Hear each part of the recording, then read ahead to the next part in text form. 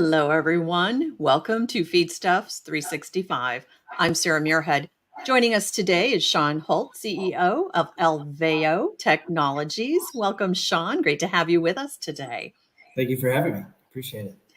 For those of you that are joining us here online, we thank you for taking the time to tune in. If you have any questions, feel free to post those there in the chat area to the right of your screen. If you're joining us from social media, simply post your questions directly in those channels.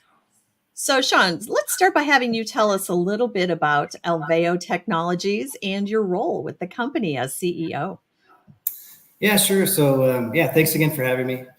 So I'm the CEO here at Alveo Technologies. I've been at the helm for almost a year and a half now. I'm also an investor. It's been a great ride so far. So Alveo is a platform technology company that's driving this sort of decentralization of molecular testing. And the way we do this is a handheld, portable, easy to use, rugged, accurate, and sensitive cloud-connected analyzer with a disposable test cartridge as well. And so the interesting part here is the way that we detect the pathogens, which is electrically, and how we amplify nucleic acids, which is a combination. The combination of these two, enables us to do testing at large scale at a very low sort of cost structure. And so, a topic obviously that we're talking about today is agriculture. The combination of the two gives us the ability to go into these other markets, which are much higher volume potentially, but requires a lower price per test. Now, Alveo, you're just making your entry into the agricultural space, and you're doing so through a product for the poultry industry. So why, it kind of leads to the question, why the decision to focus on poultry, and where are you at in terms of having a commercial product for the detection of avian influenza in poultry? Yeah, great question. So Alveo did start out as a human IVD focused testing company. But given the broad applicability of our technology, we decided to take the platform outside of IVD into other use cases such as agriculture. So we say internally that we participate in this sort of intersection of human, animal, and food health. And when we think about emerging infectious diseases, many of those actually start in animals and jump to humans over time. And with poultry, and highly pathogenic avian influenza or HPAI, commonly known as bird flu, it's a big problem globally, and that we want to help, at a minimum contain, but potentially solve completely. It drives the slaughter of hundreds of millions of domestic fowl, causing billions of dollars in damage, right? In terms of global trade. I mean, in the US alone, 70 million birds were culled, I think, this last year, breaking the record set, I think, in 2015. So, it's a big problem. The disease spreads quickly. So in just 48 hours, from a bird showing initial symptoms, an entire flock of thousands can potentially die, right? So, and going back to this notion of Alveo, in this intersection of human and animal, there's been around 250 cases of avian influenza that have impacted humans actually as well. And in those cases, about 56% of those patients were fatal. And, so this is it's a big problem. It's starting in the poultry industry, but it's eventually, before you know it, it could migrate to humans. And we want to make sure that doesn't happen. So that's why we chose avian influenza and the poultry industry. Yeah, definitely a big problem, avian influenza, and I'm sure that early detection is key in all of that too. So talk to us a little bit about that. What is the first step for treatment and control of virus spread? Yeah, so I think testing, given what we've gone through over the last few years with the pandemic, I think testing is obviously the first line of defense. I mean, you can't really control the disease if you can't detect it or track it, right? I think another big part of this is screening.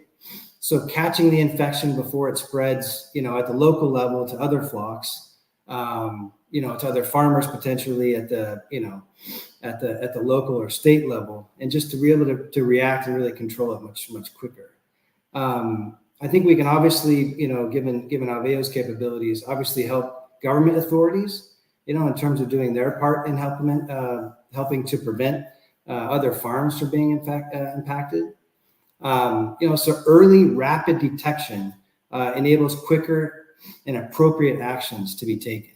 So the faster that we can act, the less damage the virus can do, the less time it has to mutate as well, right? Which is also a big looming potential problem. It's just it's probably an understatement of the year, but really protecting, the human population and the mutation potentially from birds to humans is an important aspect of this. And by controlling and understanding the virus's spread, we can obviously help prevent that. So talk to us a bit about the different types of testing that are out there. How do they differ, and what makes I think your test is called, is it LAMP? Is how you refer to it, or LAMP? Yes. What makes that unique? So the test itself will be called FlockScreen AI, powered by Alveo. Yes, we use LAMP, which stands for loop mediated isothermal amplification. It's a molecular approach to amplifying nucleic acids. But in general, there are sort of two, primary types of tests that are in common use today. One is polymerase chain reaction, or what's most commonly known as PCR. And now that we've gone through COVID, people are aware of these terms. So PCR is very sensitive, but it's got its limitations, right? I mean, it's generally samples need to be sent to a centralized lab for testing. That obviously has logistical challenges, sample handling, packaging, shipping, and potentially highly pathogenic samples. It's a slower turnaround. We could go from sort of a day, to a week even before you get results and can react, appropriately. So you've got PCR, and it serves its purpose. The other sort of common type is what's referred to as antigen testing. And so unlike PCR, antigen can provide rapid results. It can be done in the field actually, but it's a lower cost, but it's much less precise than a PCR or a LAMP based approach. And so you get a number of false positives, and obviously, you're not able to confirm the results. It's not proactive. It's really a reactive, based approach to testing. And so that's where, sort of Alveo comes in with our FlockScreen test. It's got PCR-like accuracy, at affordable prices like an antigen. But it's also can be performed, at the point of need, what we call it, or in the pen or in the coop. Fast time to result. It's cloud connected, so the results are all there. I mean, it really combines, the best of the sort of the both worlds. And in doing that, we can sort of decentralize testing, because the PCR tests today need to be sent to a lab. In many cases, it's state controlled.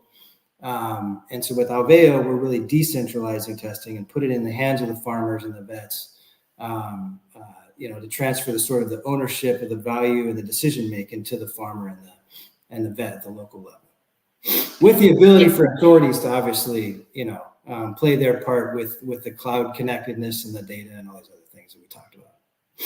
Yeah, speed in getting the results back is critical, as well as accuracy, which is what you've pointed out here. So you're pretty confident, sounds like, on the accuracy side of things. But what about when it comes to accuracy depending on who's running the test? Is this a test that only a professional can come in and run? Is this a test that, say, a veterinarian, I think you mentioned, or producer themselves can run? How much training do you need to run these tests to assure that you're getting that accuracy that we're talking about?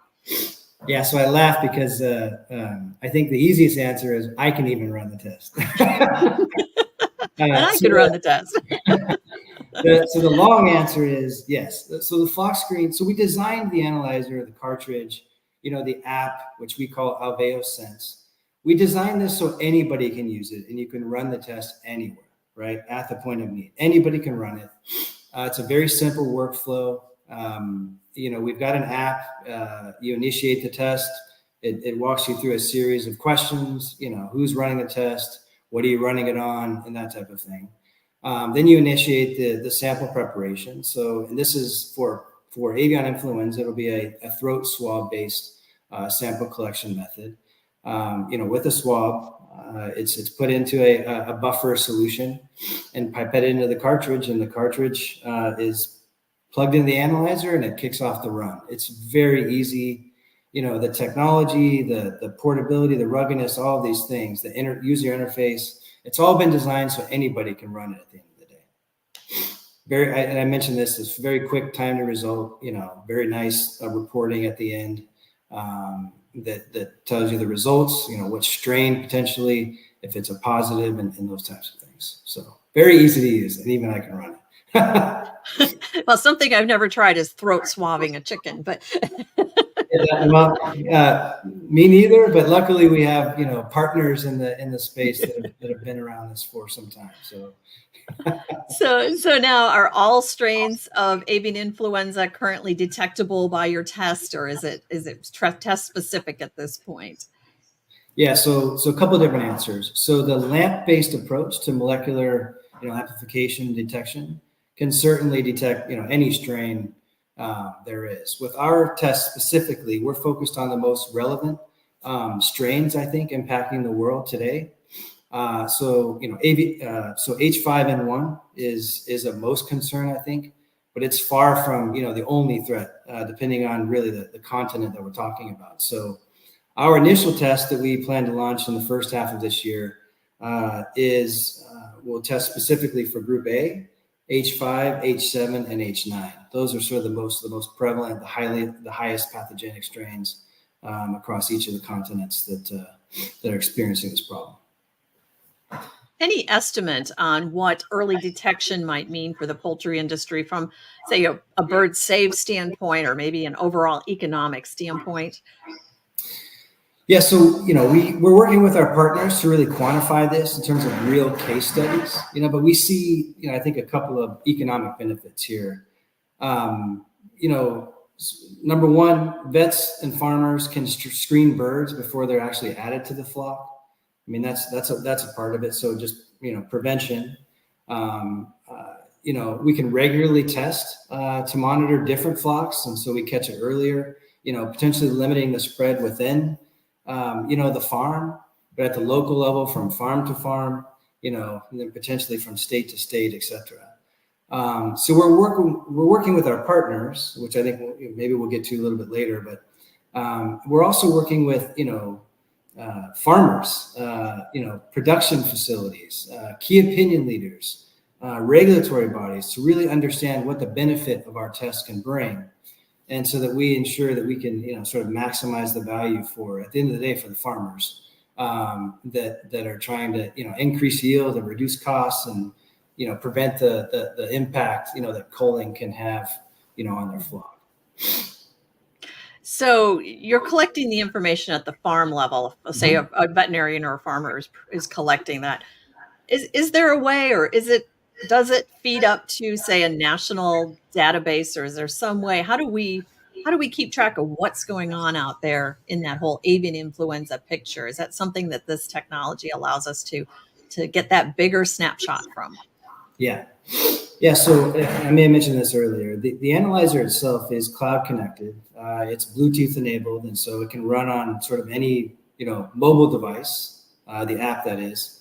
And so we're talking about, Android, iOS, desktop, and soon a web-based application where there isn't a need for, a specific, mobile device operating system, if you will. But given that cloud connectivity, yes, there's absolutely, a way to centralize the data. Even though we're decentralizing testing, there's a way to centralize this data in a database for access, authorities and other organizations. So in collaboration with organizations that have decades of experience in this area, we've taken the sort of user needs and absolutely identified surveillance and monitoring and tracking in real time the results and the migration patterns and things like that. So absolutely. Yeah. So then what's next for Alveo? And as it continues its entry into agriculture, I'm assuming that this is maybe in the works, in the plans. Yeah, so absolutely. I love the space. I love agriculture. I'm from a very ag centric town where I grew up, and so very excited about the opportunities, especially as a CEO. So yeah, beyond avian flu, we're likely to continue to build out a poultry diagnostics portfolio, because there are other diseases that, if caught sooner, can really help farmers. I think we've got several other exciting development partners established. One thing we didn't mention is, when I took over as CEO here, to really capitalize on the opportunities this technology can bring to many markets, we decided to open our platform up to third-party developers. And so we've got partnerships established, not only with avian flu, but with companion veterinarians in companion pet diagnostics. We're looking at other modalities within livestock pathogen detection. We announced an exciting partnership with Corteva Agriscience to take our platform and their expertise into crop protection assays for specialty crops and row crops. And so yeah, I mean, we're seeing a significant interest in Alveo's technology because of the approach and the decentralization of testing and what that could mean in terms of value to the customer, in this case the farmer. Very good. Any final thoughts you'd like to leave our audience with here today? Well, I think our mission is to, like I said, create decentralized molecular testing, create accessibility. So molecular testing, largely up to this point, has been done in labs, and we want to bring it to the point of need where early detection can really make a big difference to all customers, right, across each of the markets that we're pursuing. So we're just really excited about our current partnerships and the future partnerships and how we can apply this powerful. I went through the list of the value that we bring in terms of the accuracy, the rapidness of the test, the ruggedness of the platform.